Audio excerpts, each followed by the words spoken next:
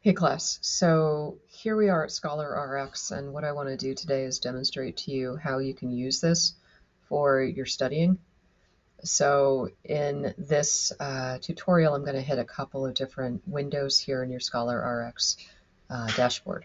First things first, I want you to go to the settings wheel right here, and what you're going to do is you're going to look to make sure that the first aid year that you're going to access is the correct one. That's 2025. You don't want to be staring at 2022.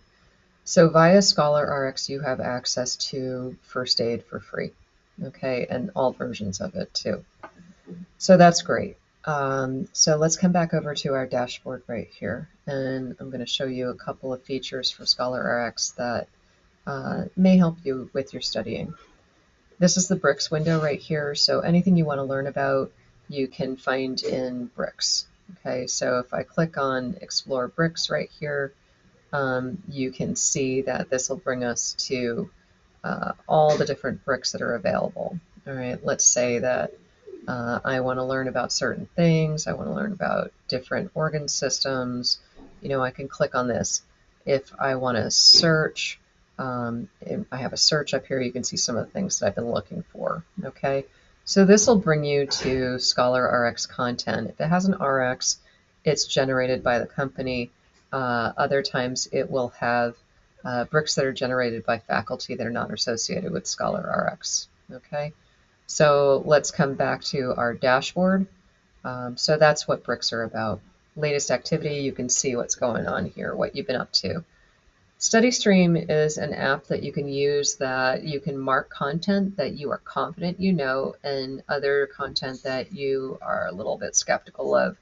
And so this involves spaced repetition of cards, of bricks, of Qmax questions, and it allows you to hit the things that you're uncertain of at a higher frequency than the things that you're more certain of. And it does this by hitting a concept called spaced repetition. Okay, down here, this is probably what lots of people are interested in. This is your Qmax Step 1 question bank. Don't worry about Step 2 right now. So this is where you and your friends and me can make up practice questions for you or practice tests. So I've been a busy bee and I make up a lot of different tests. So let's say that I wanted to create a test and I want to do a step 1 Qmax. I want a mix of all of these, just hit me.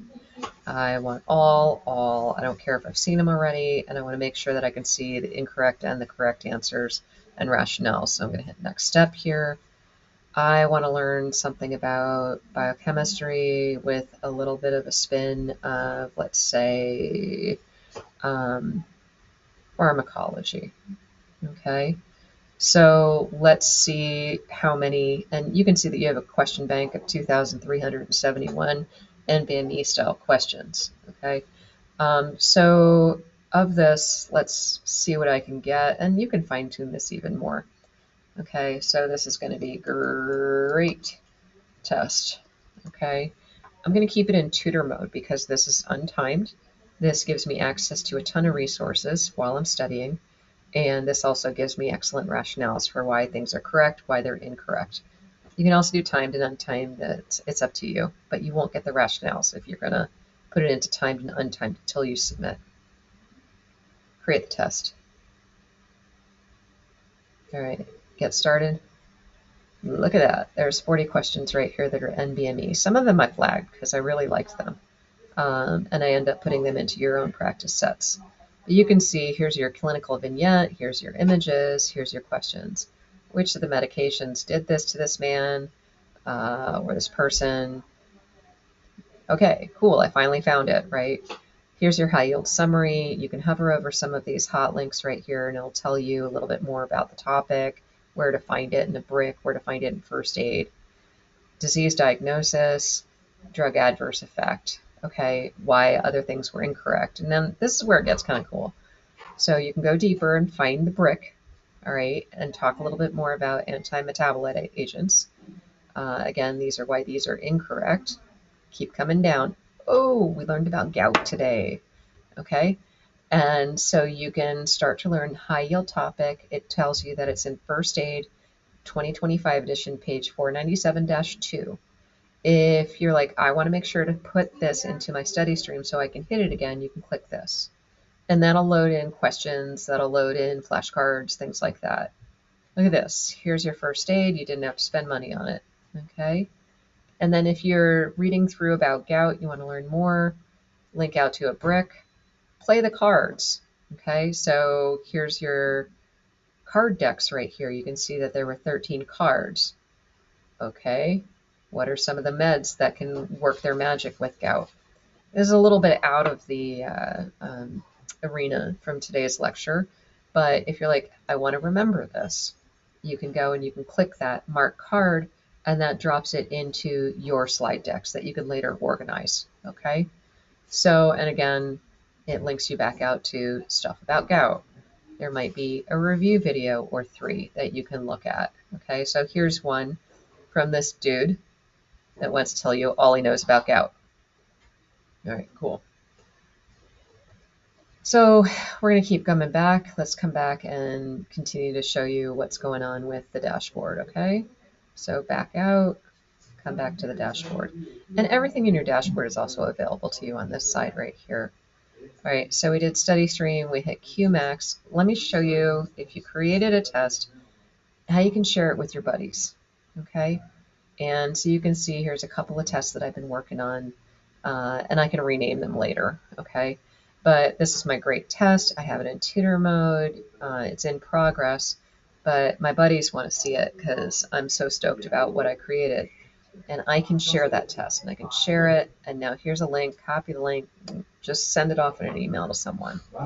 And this is an important little nugget right here because if you want to repeatedly take a test, you just basically have to copy the link into your browser window again, and then just load it.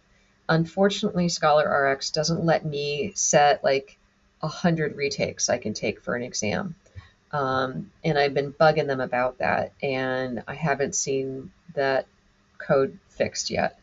So I would recommend you just keep a running tally of some of these tests, or you can just copy them, come to your My Test screen, copy it out, and plug it right back in, and you can take it again. Okay? So a little old school, but it works. All right, so you can go into any of these other areas right here. Again, it's just a different version of what you see right here. You can create different decks of flashcards that are already made for you. You can share cards with friends, things like that. Same with your videos, okay? So you have access to ScholarRx this year and next year. I think we're trying to extend it beyond that, but don't quote me on that. So I highly recommend that you take advantage of this resource. It is free to you. It's part of your tuition. And I think you're going to really enjoy those 2,000 questions that you can practice from. And again, I will be issuing tests pretty much weekly or every other week, depending upon how much content we have. And so you'll be getting notices from ScholarRx that Eisenman just posted another test for you. So you'll want to keep an eye out for those, and then you can submit those. And I don't keep track of the practice grades. So if it's labeled as practice or something like that, we're good. Okay. Any questions, come find me, but I hope you enjoy this.